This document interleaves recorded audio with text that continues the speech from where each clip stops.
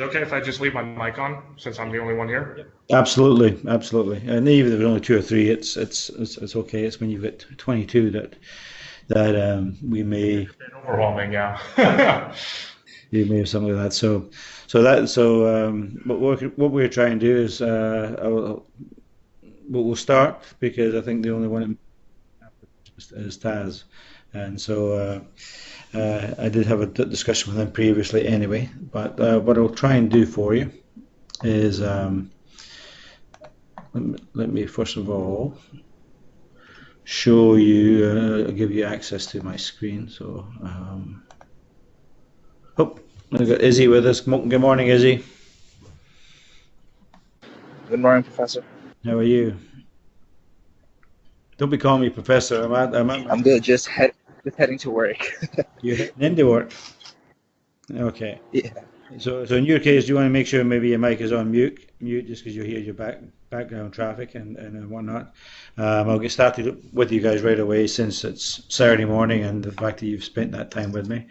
Let me just obviously, is it you probably are not really watching your screen. I would think. Are you on the train or bus? Or are you driving? I'm almost at work, so I'm working while I'm watching you. Oh, all right. Okay. So I'll try and make it as as quick as I can for you. You're both bright people, so it will make a difference. I think you should see on your screen now my spreadsheet with the overview tab of Plan, Do, Check, Act, and using this to attain a higher grade. The reason I've tried this twice before, two semesters before, and with good results. On the first time I used it, the second time not so good. And of course, you come to the realization that no matter what you try to teach someone, some students will take it and apply it, get the assignment marks, and continue to do it. Hopefully, as you go forward, because quite honestly, this may be the single silver bullet that you'll get in a career that can make a significant difference. And I say that honestly because I've seen it practiced. I've seen students who applied it in live or people on my job who've applied this, and everything they do is better because they actually make a planning document. Most North Americans, and it's a North American thing, I believe, make the plan in their head, and they believe that because it's in their head, that it's a good plan, and that everything will remain in their head, it'll be nice and clear, etc., etc. And they then fly by the seat of the pants. I was like that. I still am like that in a lot of cases, but I try whatever's significant enough. If it's something that's important, like a project my boss gives me, I go through this process and I build the plan document to do something to do that project because it's important for my boss what he would have given to me.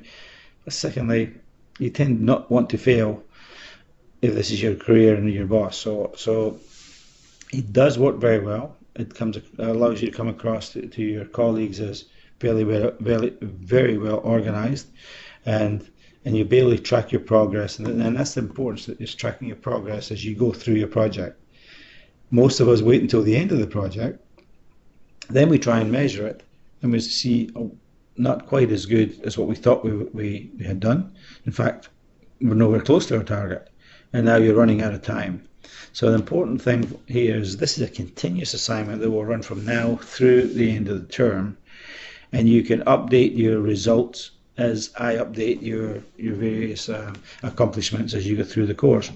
I'll add, probably by Monday I'll add your midterm, and I'll add your Amazon discussion board, and that'll change your current mark, and it may change it considerably up or down depending on what you've accomplished in the midterm. So everybody at this point have made the plan. I've seen some of the documents, and they're okay. They're fine, and immediately they're ahead of the game because they're looking for 80% and they're sitting at 83%. Wow, so it's good. But most of the marks is coming from their quizzes, which is probably the easiest marks that we can get. And as they go into their semester, there were discussion boards, and their midterm for sure may change that, and of course the final may change that. So what's important for us to do is to understand, excuse me, this plan, do, check, act cycle is a continuous being now. Once you start P1, and I've broken the spreadsheet here, I'll resend this, I'll repost this out, because now it's broken into 4 sections clearly, even by different colours, so we can differentiate. We are working today on just the plan side of it, just the plan. And then as we go into next week and you go back to school, you can start applying and recording information. The basic premise of a plan, do, check, act is exactly it's the purpose of making a plan, but checking it throughout this process and reacting to the results as you see them. The results may be very good, and there's no reaction that you need other than I'm doing okay, I'm doing what I want to do, I'm meeting my target, and you just keep doing it. But in the case whereby your results are maybe less than what you're hoping for, then it allows you then to make adjustments in the plan to say what they need to do different if you're really going to try and attain your plan. When I mark this at the end of the day, I'm not going to mark it based on what your final grade is. It says, oh, then, Spencer, you did very well, therefore, you should get 90% on this assignment. It's not that at all. It doesn't matter what your mark is at the end. It's the fact that if we go through the process, the mark should be better than what you are currently averaging. So when you look at a plan, do, check, act, and then when you're looking at plan, do, check, act, it's important to realize that TQM, total quality management, is managing the gap. And if I just scroll down here to look at this little graph here, I think you can see that, my little picture graph here. Essentially, the gap is between the baseline, which is your current grade point average, and where you want to be. It's called a gap, right? So the magic principle, the silver bullet is you always want to manage the gap. Meaning, if I want to put $100 in my bank and I'm only at 50, the gap is 50. Therefore, you need to focus on the 50 that's missing, or 50 that you're trying to raise, or the 20 marks that you need to get to where you want to get to. You're managing the gap, and you rotate plan, do, check, act in managing that gap to get there. And I've seen unbelievable results in this when it's applied properly. Let me just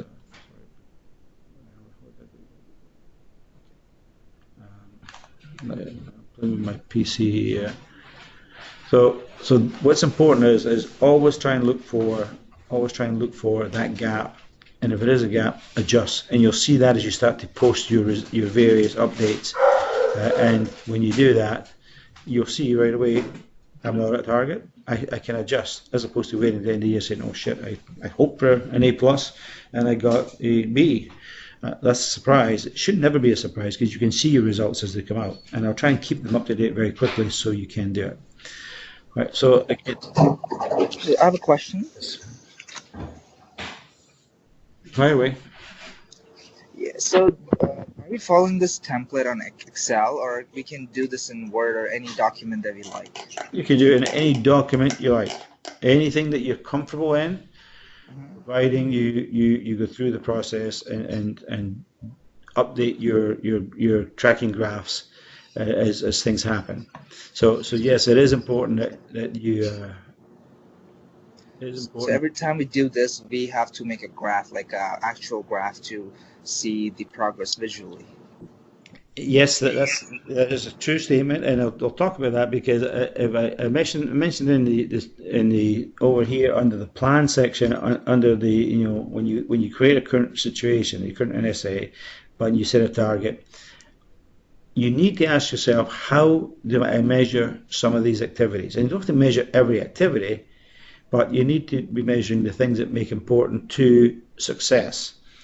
If you can't measure it, and sometimes you have to create what the formula might be, to track use of your time, for example, obviously it's a simple concept of saying, okay, you have a daily chart that you log the amount of time that you spent studying, for example, right? And if you set a target of 2 hours per day or 1 hour per day, or whatever that might be.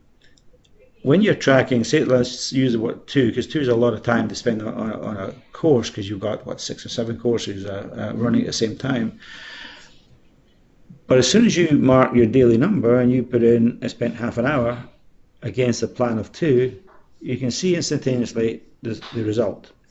You failed to meet your requirement of 2 hours per day, and therefore it's not a good result that day. But it may be okay, because maybe you spent 4 hours yesterday, and maybe an average, as you look at your weekly average, instead of spending 7 hours per week, you're really spending, I've spent 10 hours this week. So therefore, I meet my average. I meet my goal. I've improved myself, and I've put more time into it.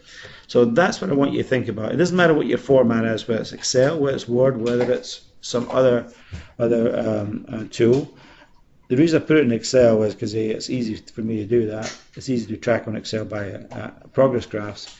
But also, as you know, as you go through school, it's important that you try to apply what you're learning in school. Excel is the most common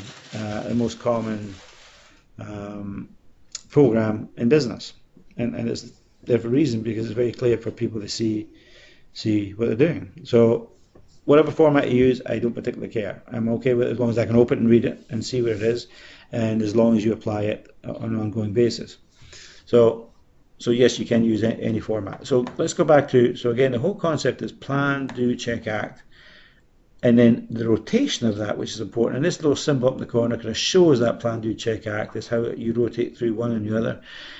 But success oftentimes can't come with the first shot. And most times it doesn't come with the first shot. Because when we make a plan today, we don't know what's going to happen in 2 weeks, 4 weeks from now. And something may happen in that 4 weeks that changes your plan drastically. And if you don't recognize that change, then you continue to plod on down the path, and you don't attain the result. And that's what I'm saying. Most people look at the results at the end of the day, or the end of the semester, going, oh shit, not quite what I thought it was. So in part of this planning process, I asked you to do a situation analysis right away, and that is to give you the baseline that you're going to work from.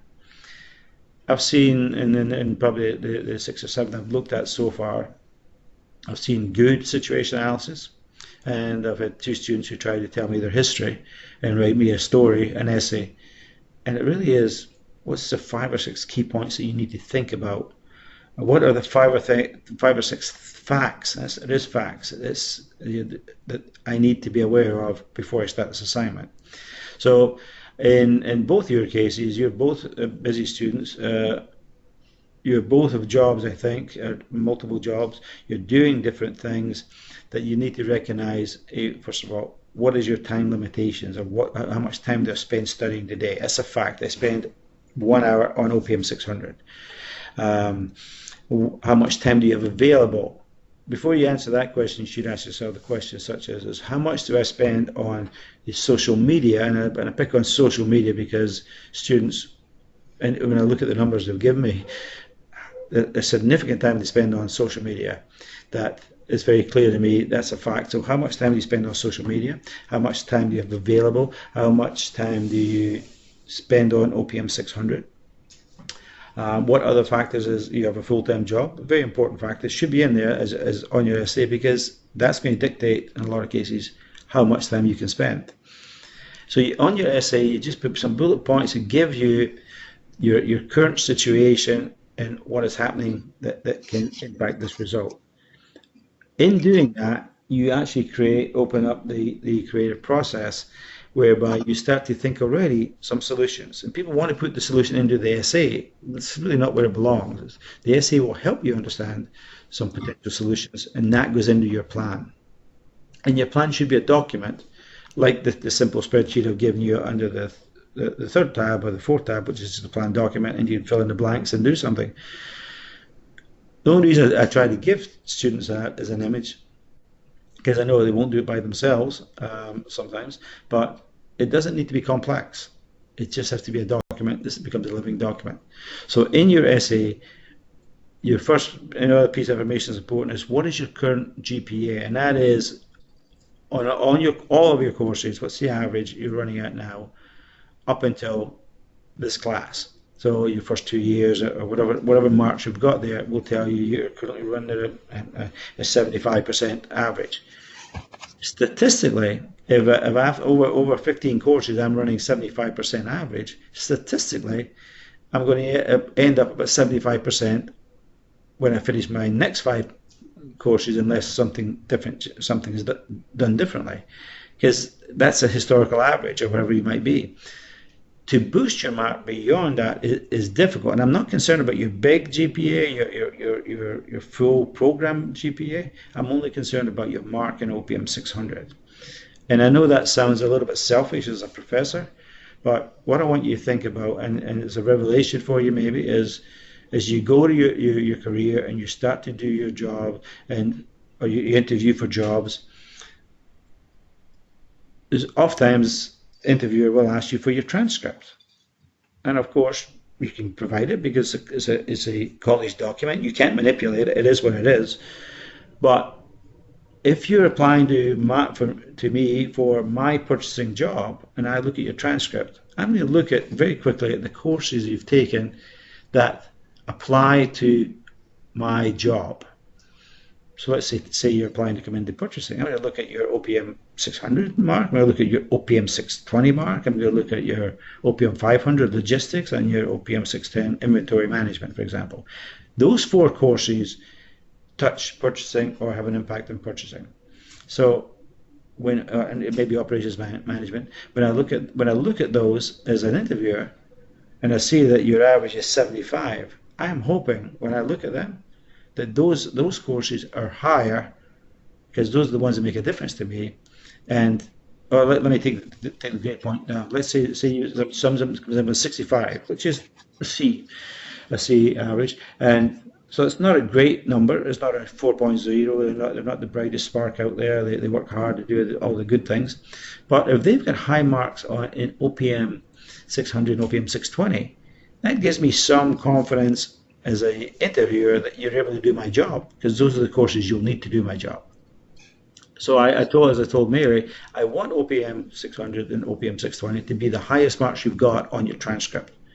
I want you to push that limit to make this the highest marks that you can get. I won't give you free marks, but I want you to get the highest mark you can, so that on your transcript, when you go for the purchasing job, lo and behold, it's going to be the brightest mark the best mark on your transcript.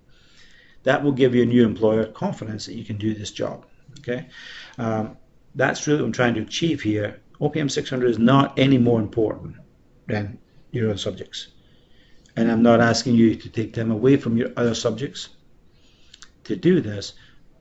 But what I do think is this course and the OPM 620 may have a bigger impact on your future career if you want to be in purchasing than organizational behavior will have.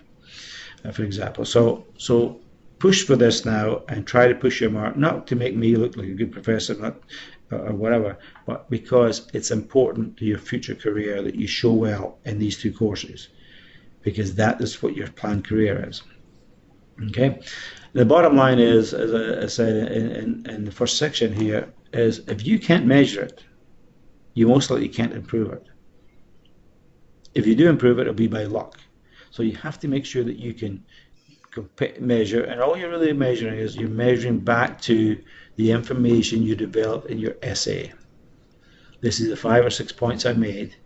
I want to improve my study time. I want to reduce my social media time by 2 hours per week, whatever it might be. I'm going to do this, I'm going to do that, and you want to try to track to that. So the question came up on Thursday was, so if I've got 3 things that I have to track, then I have to make 3 graphs. Yeah, you have to track the 3 things that you're trying to measure, and therefore you should have three graphs. Oh, that's a lot of work. Yeah, I know it is, but at the same token, if those 3 things are really going to impact your result, then track them and make sure you're doing what you want to do. Okay, so take the time to do this. I haven't checked my mail today, but I don't think both of you have done put a submission in yet. And you don't have to. Take your time to think this out and work through it and put it in by tomorrow, so I see it. But it's important that you again look at your essay. It's a very important first step. the good first step is going to make the rest of the work easier. Okay. When I look now at I'm going to switch tabs here. If I can, when you look at your GPA and up in your plan document, this is just an Excel document, easy to input. Keep it kind of little points, but it's important that you look at your hours spending on social media, the hours spent socializing, your hours spent on OPM 600, the available time you've got available, and in most cases, what I've seen is students have time because they've got 14 to 18 hours a week on social media, which I don't know if that's good or bad, but that's the time you have to, in order to add more study time, because it's got to be what happens, you have to improve your study habits or your study time. You've got to find the time from someplace, and both of you are busy people.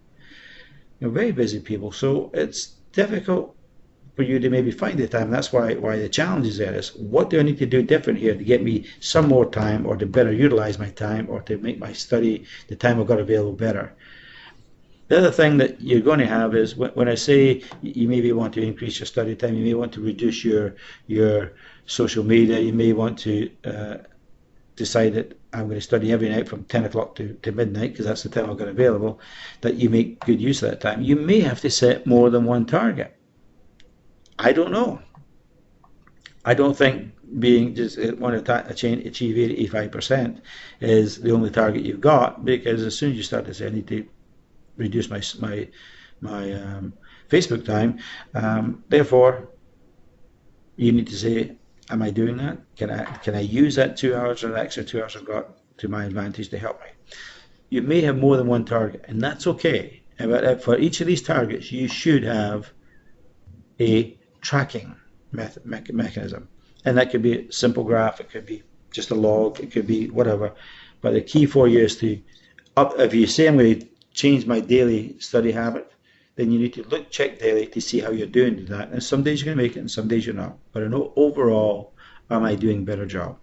So that's important. But each target you need to establish has to be tracked, and you want to use the SMART concept, which I think I was writing this yesterday. Specific, measurable, attainable, recordable, maybe, I can't remember that, I don't know what T is, but the whole idea of SMART is to say, let's make sure it's attainable, I can actually get what I'm looking for, if it takes a lot of work, and I can track it and measure, etc. So when you do that, again, go ahead and do it. Your plan just, and again, I put 3 here, 1, 2, 3 here in the plan section.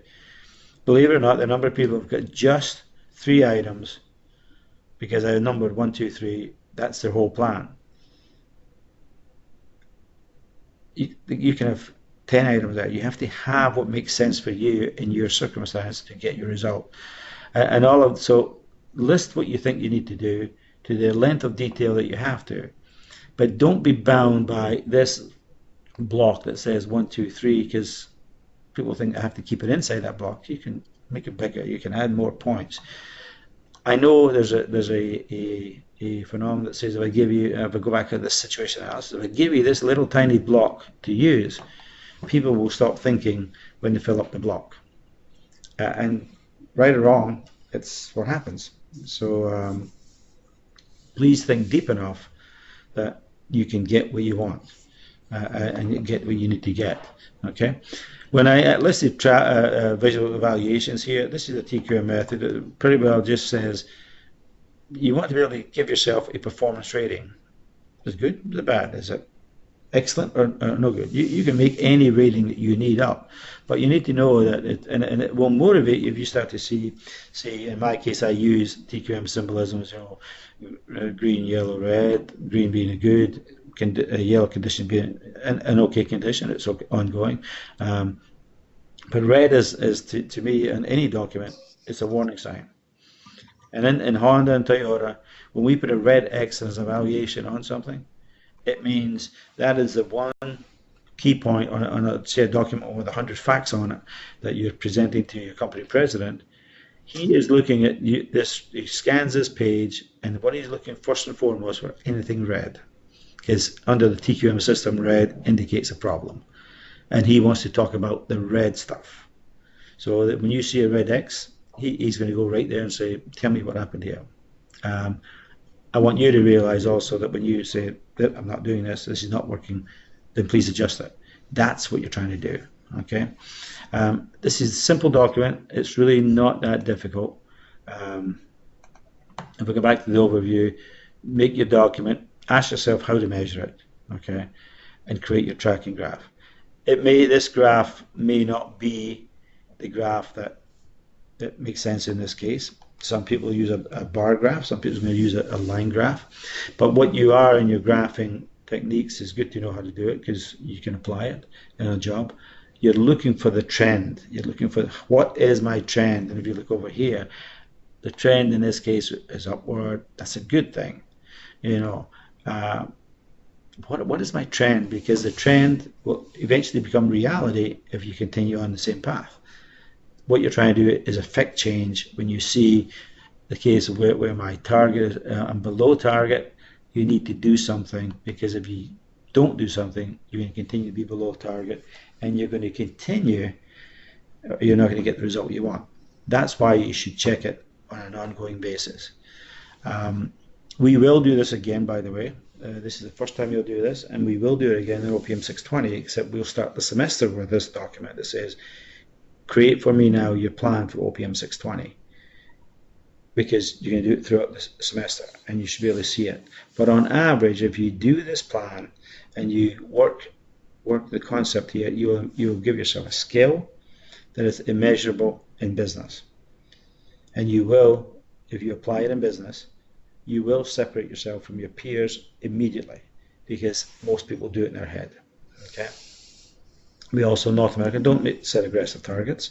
We tend to set targets of a 5% improvement or 10% improvement.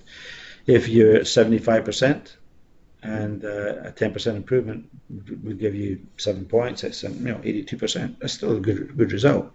But don't be afraid to stretch your mind to a high target. Even though you don't get it, I think in a couple of my documents I've said 80% of a high target is oftentimes a lot better than 100% of your low target. And so I'm not asking you to improve your mark by 2% here. I'm asking you to improve your mark by 10, 15% if you can. And I think you can if you apply it. And for both you gentlemen who have got extremely busy lives, I'm sure, you've got jobs to look after, you have different things, it's going to be difficult to find time. And I'll try and continue to work with the students throughout this semester on your plans to make sure that you're doing them. So we'll continue to reference back to this. All right? Does that make sense?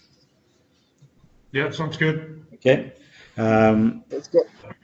Do your planning document, just your P1 here. And the reason between the P1, P2, P3 is just to give an indication that they are different plans. But when you start to implement your plan and you make adjustments to it, you're going to make the adjustments on the current plan document, but essentially it becomes a P2. The Japanese are very famous for TQM. They're very good at applying this on an ongoing basis. They set such a high target that it's almost impossible to reach, and they know it's impossible. But the measure of success is not whether I hit the target or not, it's how much did I actually change. So they're happy to hit 75% of an aggressive target, because that's success to them. Whereas in North America, if I miss my target by 25%, it makes me look an idiot, and I feel like an idiot. You're really not, because you've gained a much higher thing. You achieved much more than you would if you set that conservative 5% sure bet. And if you don't have to rotate PDCA, by the way, it also says you didn't set your target high enough. So stretch your target, and your mark evaluation here has got nothing to do with whether you hit your target or not. It's the process you're going through to get there. And that's where I think you can see a difference. Okay? So I'll expect to see good plans from you, and I'll try and feed back to you immediately on it so that you can start to apply it.